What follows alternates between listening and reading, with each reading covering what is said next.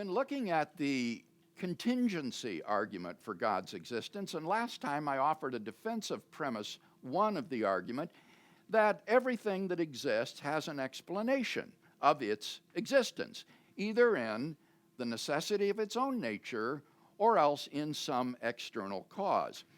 And in defense of this premise, I shared Richard Taylor's illustration of going on a walk through the woods and finding a ball lying on the forest floor. You would naturally wonder how it came to be there. And if anyone said it just exists without any explanation of its existence, you would think he was joking.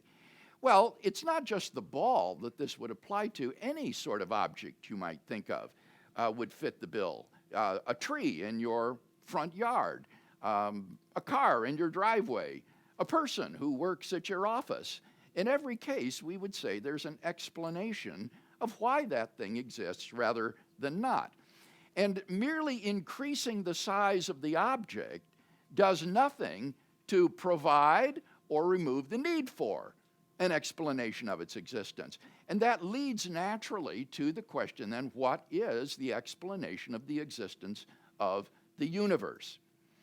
Now, atheists will typically say, in response to premise one, that this premise, this principle of sufficient reason, as it's called, is true of everything in the universe, but they want to exempt the universe itself from the principle. The universe itself is the exception to the rule, and it doesn't need to have an explanation of its existence. Everything in the universe has an explanation of its existence, but the universe itself exists without explanation. And I think this atheist response to the principle commits what has been aptly called the taxicab fallacy. The 19th century German philosopher Arthur Schopenhauer, that's a mouthful, pointed out that the principle of sufficient reason is not something that can be dismissed like a hack when you arrive at your desired destination. So that when you get to the universe, you can't just say, well, the universe is the exception to the rule. That commits the taxicab fallacy of thinking you can just dismiss the principle of sufficient reason when you get to your explanatory ultimate. Remember, Leibniz does not exempt God from the principle of sufficient reason. He says, yes, God has an explanation of why he exists. He exists by a necessity of his own nature. So Leibniz can't be accused of arbitrarily exempting the explanatory ultimate from the principle of sufficient reason. But that's what the atheist tries to do. He simply says the universe is the exception to the rule. And in so saying, that he is being arbitrary. He doesn't give any reason for thinking that the universe should be exempt from the principle. He just arbitrarily exempts it. And that is without justification.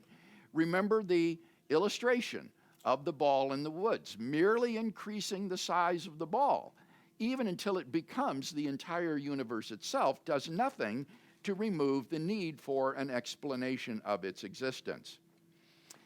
Notice as well how unscientific this objection is. For the whole project of contemporary cosmology, the study of the large-scale structure of the universe, is devoted to a search for an explanation of the universe's existence. And so this atheist attitude of thinking that the universe just exists without any explanation would actually be a science stopper. It would cripple the project of modern cosmology of trying to explain why the universe exists. So this typical atheist response, I think, commits Schopenhauer's taxicab fallacy. So some atheists have tried to avoid this arbitrariness, this fallacy, by providing a justification for exempting the universe. They try to give an argument for why the universe should be exempted from the principle of sufficient reason. And they will typically say that it's impossible for the universe to have an explanation of its existence. And therefore, it is the exception to the rule because it's impossible for there to be an explanation of the existence of the universe. Well, now, why is that? What is there about the universe that would make it impossible for it to have an explanation? Well, one pair of philosophers I've read on this says that if there were an explanation of the existence of the universe, it would have to be in some sort of explanatorily prior state of affairs in which the universe did not exist, right? If this is going to be an explanation of the existence of the universe, then this would have to be some sort of explanatorily prior state of affairs in which there is no universe. But they say that would be a state of nothingness. There would be nothing. And nothingness can't be the explanation of anything, and therefore the universe must just exist inexplicably. Now, if you think about this for a minute, I think you can see that this reasoning is obviously fallacious, because in saying that the explanatorily prior state of affairs in which the universe doesn't exist is nothingness, these people are assuming that the universe is all there is, so that if there were no universe, there would be nothing. But in other words, but that just is to assume that atheism is true, right? So the whole objection is reasoning in a circle. It's presupposing that there is no God. It's presupposing the truth of atheism, and so it's reasoning in a circle. We can agree that if atheism is true, then the universe has no explanation.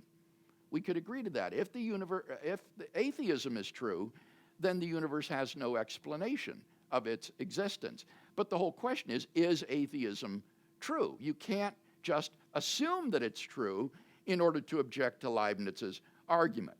So Leibniz would agree that the explanatorily prior state of affairs that explains the existence of the universe is going to be a state of affairs in which the universe does not exist. But it wouldn't be a state of nothingness. Rather, it would be God and his will. And that would be the explanation of the origin of the universe. So, don't let the atheist get away with assuming that the universe is all there is, because that assumption presupposes the truth of atheism, and that's what is under question. That's what we're trying to investigate. So, any comment or discussion about premise one and that defense of it? Dr. Craig, going back to the true of everything in the universe but not the universe itself atheist argument, would you say that that's the atheist essentially looking for a necessary something out there that they want? They understand that having a necessary thing is necessary, so they attribute it to the universe and not to God? Not typically, Cash. Now, do you hear Cash's question? Because this is perceptive. Is the atheist saying, when you get to the universe exists by a necessity of its own nature. So the universe isn't an arbitrary exception to premise one. It has an explanation of its existence, namely the universe exists by a necessity of its own nature. And as I'll say later on, no, that isn't typically what they're saying. I don't know of any contemporary atheist who holds to this position, that the universe exists by a necessity of its own nature. Instead, what they say is the universe is the exception to the rule, that everything else has an explanation of its existence, but not the universe itself. And as I say, in the absence of some sort of justification for that, that is committing this taxicab fallacy, because there's nothing about the universe other than it's just being big that would prevent its having an explanation of its existence. Yes, over here. A lot of atheists also say that we just don't have the explanation yet. We don't know.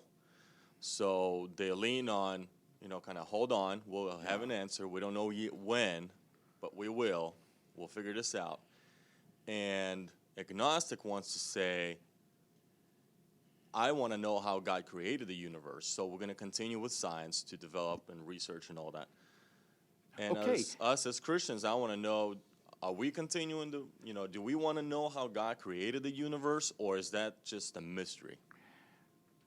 I think that the person who says what you've just said hasn't understood the argument. This is not an argument to which science is even relevant. You're confusing, or your friend is confusing this argument with the Kalam cosmological argument, which does ask, how did the universe originate? What was the temporal origin of the universe? But as I said last week in response to Bob's question, Leibniz is quite willing to admit that the universe is past eternal, that it's always been there. So there is no explanation of its origin. It maybe didn't have an origin in a temporal sense. But what Leibniz points out is that even an eternally existing universe is still contingent. It doesn't have to exist. It could have failed to exist, or a different kind of universe could have existed, maybe one with a beginning instead of an eternal one. So just positing the past eternity of the universe doesn't escape this argument. And that means that scientific questions about where the universe came from and how it was created are just irrelevant to this. This is a philosophical argument or a metaphysical argument. It's saying, why is there a space-time reality at all? No matter how big it is, how wide-ranging, whether it had a beginning or no beginning, what its laws are, all of that's irrelevant. What is being asked here is, what is the explanation for why there is such a thing rather than not? And that's not a question to which science is relevant. Yes, Dr. Craig, one thing I have a problem with understanding things with contingency and necessary beings is that you mentioned Leibniz is willing to accept the universe even being past eternal, Yes. but it's still contingent. Yes. And if you can explain to me how is that possible, because what I've always understood, if something's eternal, well, of course it doesn't have a beginning. And I think that's one thing I don't understand is how can it still be contingent even if it is past eternal? Because it could not exist. There could be nothing instead. We can imagine another possible world in which there is no universe. Or, as I said a moment ago, we could imagine another possible world in which there's a different kind of universe, maybe one that does have a beginning. So, an eternal universe is only one of a wide range of logical possibilities, right? And therefore, it's contingent that such a thing exists. There happens to exist a universe with a beginning, according to the best evidence we have, but that's a contingent fact. And if there had been a universe that is past eternal, that would also be a contingent fact. It's not logically or metaphysically necessary that there be that kind of universe. There could have been one like ours, right? I mean, as long as you can see that there could have been one like ours, then you've got to see that an eternal one is contingent. It's not necessary, because you could have had ours instead, like we do have. And so if you think this world is possible, which it obviously is, that shows that that other type of world isn't necessary if that had been instead. Well, this is probably going back into science and out of the contingency versus necessity argument, but if you had an eternal universe, it would be heat dead. That is getting into the next argument. We'll talk about the thermodynamic properties of the universe when we get to the so-called Kalam cosmological argument. But that is a different kind of argument than this one, and that's very important to distinguish the two, because objections against one version just won't apply to the other version, particularly ones like we just heard about, well, maybe science will explain how the universe originated back when. That's just irrelevant to Leibniz's argument. So I was wondering if you could comment a bit. Do you think that, does Peter Van Inwagen's objection to the principle of sufficient reason apply to this particular version of it, or? You know, I've read Van Inwagen on this, and I think that those who have defended the principle of sufficient reason in a modest form like this, and I'm thinking here of people like Alexander Pruss of Baylor University, have adequately addressed that. Van Inwagen's objection, is to Leibniz's own very radical, strong version that every fact, every truth has an explanation. And Van Inwagen says that would make everything necessary if you have that. But this version of the principle, premise one, doesn't say every truth has an explanation or every fact has an explanation, just that every thing that exists has an explanation why it exists rather than not. And that would be found in a necessary being and his will. And given the freedom of his will, this necessary being can choose to create a contingent reality or not create a contingent reality. And so I don't think this modest version of the principle falls prey to the objections to Leibniz's own very strong version of the principle. And that was one of the reasons that I came to accept this version of the argument. I had been skeptical of Leibniz's argument for many years until I read this reformulation by Stephen Davis, who is a Christian philosopher, using this very modest version of the principle. And I thought, wow, this really makes sense and it avoids those problems. Kevin. And this question is really just for my clarification and for clarification for people who are listening on the podcast. Some people would talk about a multiverse. Yeah. And this argument, even if someone believed in a multiverse, that wouldn't answer the explanation for our universe. The multiverse itself would have to have an explanation of its existence. That's the idea, Kevin, yes, because when Leibniz is talking about universe here, he means all of physical space-time reality, including any embedding multiverse that you might want to have our universe be a part of. We'll then want to know, well, why does the multiverse exist rather than nothing? Rather than, say, a single universe. Why is there a multiverse? And ultimately, I think he's right. You've got to get back to a necessary being which exists by a necessity of its own nature. Now, let me say this about the first premise. This first premise can be reformulated in a more simple way, if you want to. We could reformulate to simply say, every contingent thing has an explanation of its existence. And that would be a simpler version that would also be acceptable. Every contingent thing has an explanation of its existence. Obviously, if everything has an explanation of its existence, as this premise states, then every contingent thing has an explanation of its existence, right? So they're compatible, but this would just be more modest, that every contingent thing has an explanation of its existence, and then you'd modify premise 3 to say the universe is a contingent thing, and then it will follow that the universe has an explanation of its existence. So sometimes in my debates, like the one coming up in Germany, in order to make this more accessible to a lay audience who's hearing it orally, I'll use that simpler version of the premise. Every contingent thing has an explanation of its existence. And then use the story of the ball in the woods to make the point. So I hope that will be helpful to you in memorizing the premises and being able to share them with someone else. That's a simpler version. All right, let's now go on to premise 2, which is that if the universe has an explanation of its existence, that explanation is God. Now, at first this sounds rather jarring. I remember when I first saw Steve Davis's version of the argument, I thought, wait a minute, where does that come from? It seems like a sort of deus ex machina, God out of the machine. If the universe has an explanation of its existence, that explanation is God.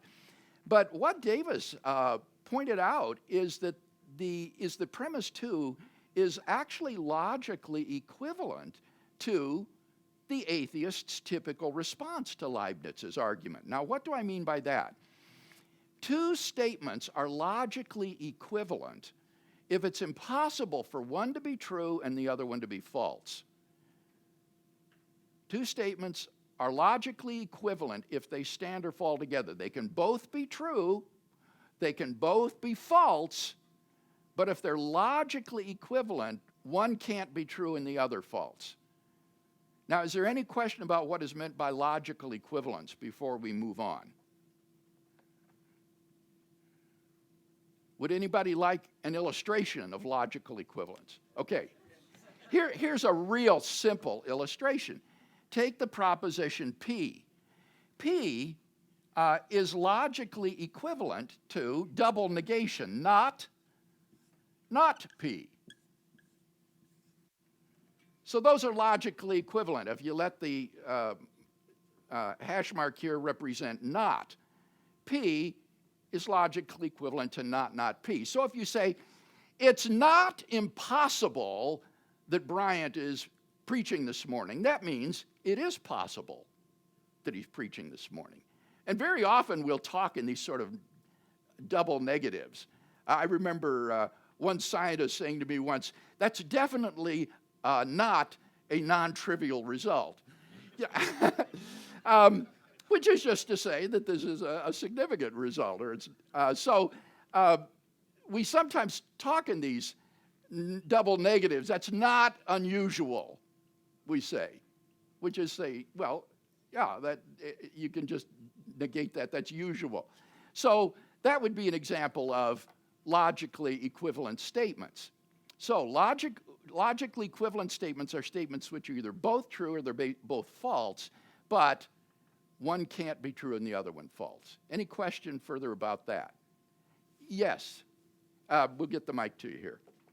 Could you illustrate two logically equivalent statements where implication is involved? Yeah, actually, we can.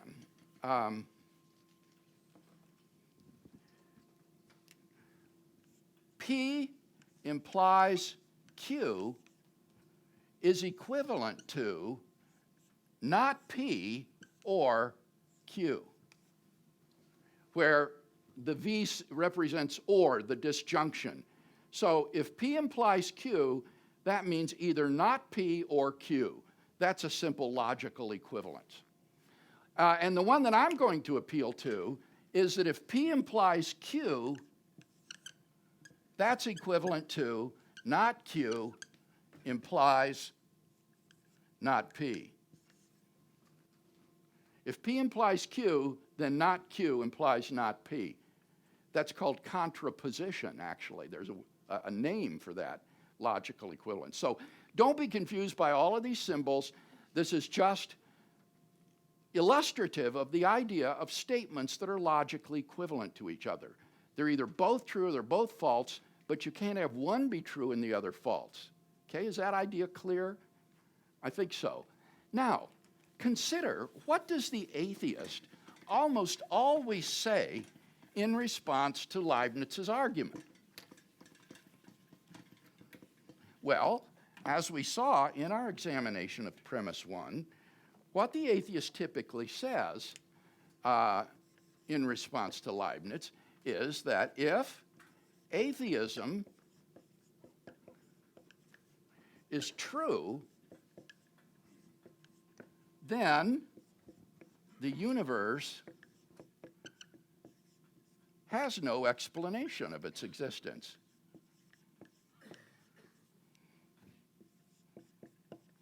Remember, he says the universe is the exception to the principle of sufficient reason. The universe just exists inexplicably.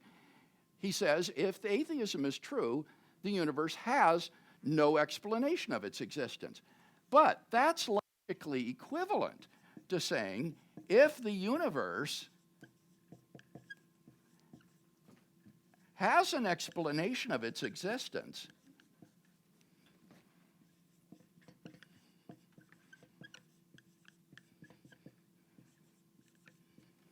then atheism is not true.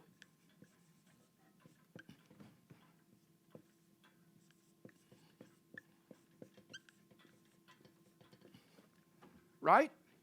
If atheism is true, the universe has no explanation. If the universe has an explanation, then atheism is not true. Those two statements are logically equivalent, right? But B, if the universe has an explanation, atheism is not true, is virtually synonymous with premise 2. If the universe has an explanation of its existence, that explanation is God. So the premise 2, which might at first blush seem very daring and bold, is really virtually synonymous with what the atheist himself believes. So that premise 2 is not one that the atheist disputes. If the universe does have an explanation of its existence, then that explanation is God. Any question or comment about that defense of premise 2? All right, so in affirming A, the atheist is also implicitly affirming B, and B is virtually synonymous to premise 2, so the atheist himself is affirming premise 2. Now, here's a second argument for premise 2. I think premise 2 is plausible in and of its own right, regardless of what the atheist thinks. I think premise 2 is very plausible. Just think of what the universe is. The universe is all of space-time reality, all matter and energy. So it follows that if the universe has an explanation of its existence, that must be found in a cause which exists beyond space and time, beyond matter and energy, and is therefore a non-physical, immaterial, spaceless, timeless being. This is incredible. The explanation of the universe could only be found in something that transcends space and time, matter and energy, and has created the universe. Now, what possible candidates could there be for such a being? Well, I can think of only two things that could fit that sort of description. Either an abstract object, like a number or other mathematical object, or else an unembodied mind or consciousness. An abstract object, you remember, is immaterial, non-physical. It exists beyond space and time. It exists necessarily, if it exists at all. It doesn't exist contingently. So an abstract object would really fill the bill very nicely for timeless, spaceless, metaphysically necessary being. The problem is abstract objects don't stand in causal relations. Indeed, among contemporary philosophers, that is virtually definitive for what is an abstract object. What differentiates an abstract from a concrete object is that only concrete objects stand in causal relations. Abstract objects are causally effete or causally impotent. The number 7, for example, has no effect upon anything. So it follows that the cause or the explanation of the universe cannot be an abstract object, and therefore it must be an unembodied mind or consciousness, which would be a transcendent, immaterial, non-physical, spaceless, timeless, personal being who has freely created a contingent universe.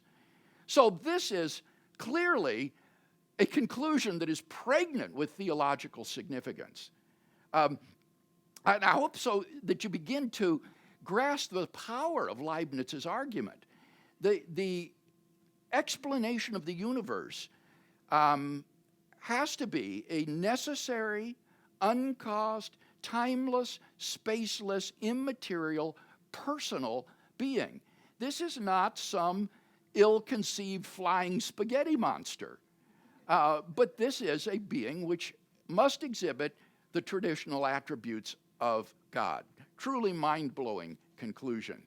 Any question or discussion of that defense of premise 2, that if the universe has an explanation of its existence, that explanation is God? Taylor. So what if the atheist were to say something about the philosophy of mind being that they believe that the mind is only material, and if you don't have the neurons firing, that you don't have a mind, and therefore it's inherently physical?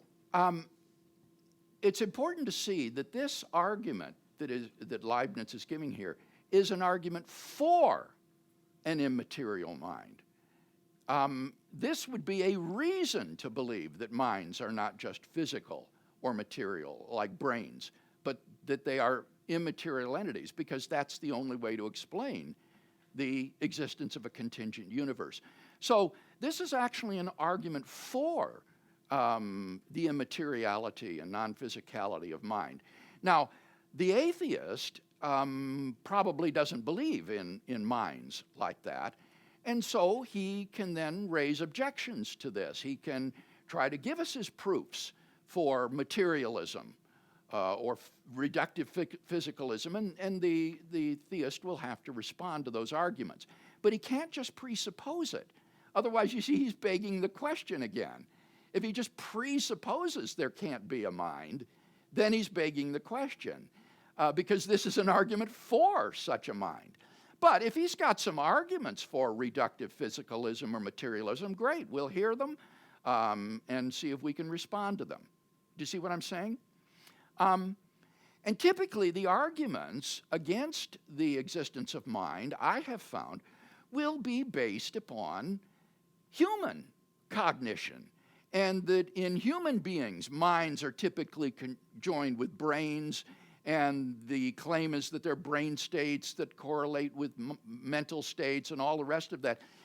But the problem with that is, I mean, at the very best, that would only prove that we are physical creatures, not minds, but that doesn't show that a mind is impossible. So it's going to be pretty hard, I think, for the materialist or atheist to show that there cannot be an immaterial, transcendent personal mind that has created the universe. The most he's going to do would be to maybe make that kind of dualism implausible with regard to human creatures. But then he'd need to extrapolate that to a cosmic creator, and I'm not sure how he would be able to do that. You see the point? Okay. Now, there was another question over here, I think, Drew. I guess, can you clarify the idea of metaphysical necessity? A lot of people get hung up on that. Like if I say the universe exists and God doesn't, like there's no strict contradiction because there's no, we're not contradicting some stipulated definition. Mm-hmm. But we also don't mean impossible in the way of saying it's impossible to move faster than light, it's impossible to create a perpetual motion machine. Yeah. So okay. It's not in either All right. of our categories. We can rely upon Drew to make things more complicated than we want them to be. What Drew is pointing out here is there are different kinds of possibility and necessity. For example, one would be physical possibility and necessity. It's physically impossible to accelerate an object through the speed of light and make it go faster than light. That's physically impossible. It's against the laws of nature. But there's no logical impossibility with that. There could have been a universe with different laws of nature where you could accelerate something through the speed of light. So that would be a kind of low-level possibility and necessity based upon the laws of nature. Then, on the other hand, there's what we could call strict logical possibility and necessity. And here, in order for something not to be strictly logically possible, its opposite would have to involve a contradiction. For example, a married, unmarried man. That would be strictly logically impossible, because there you've said he's married and he's unmarried. Those are strictly logically contradictory. But what philosophers have noticed is that there's a different kind of possibility and necessity beyond these, or different than these, that is usually called broad logical possibility and necessity as opposed to strict, or sometimes, as Drew said, it's called metaphysical possibility or necessity. And the idea is here, something that could be actual would be metaphysically possible. It's not enough just to be free from contradiction. That would show it's strictly logically possible, but that wouldn't show that it could really exist, that it could be metaphysically possible. And one of my favorite examples is the illustration that Alvin Plantinga gives. Could the prime minister have been a prime number? Well, obviously not. Now, there's no logical contradiction in that statement, right? That the prime minister is a prime number. There's no strict logical contradiction. But nevertheless, it's obviously metaphysically impossible for the prime minister to be a prime number. And if you wonder why, well, just think of the fact that prime ministers are causal agents, and a prime number as an abstract object isn't a causal agent. We've already said abstract objects don't stand in causal relations. So it's metaphysically impossible that the prime minister could be a prime number, even though there's no strict logical contradiction. So what we're talking about here is a being which is metaphysically necessary in his existence. God is a metaphysically necessary being. So it doesn't refute this for the atheist to point out that the statement, God does not exist, doesn't involve a logical contradiction. God does not exist doesn't involve a strict logical contradiction any more than the prime minister is a prime number, right? But that doesn't mean that, therefore, God is not a metaphysically necessary being. God is metaphysically necessary in his existence, even though there's no strict logical contradiction in saying God does not exist. So that's what Drew is getting at here. He wants me to make it clear that what we're talking about, what Leibniz is talking about, is metaphysical necessity. God exists with metaphysical necessity. The way I cash that out is he exists by a necessity of his own nature.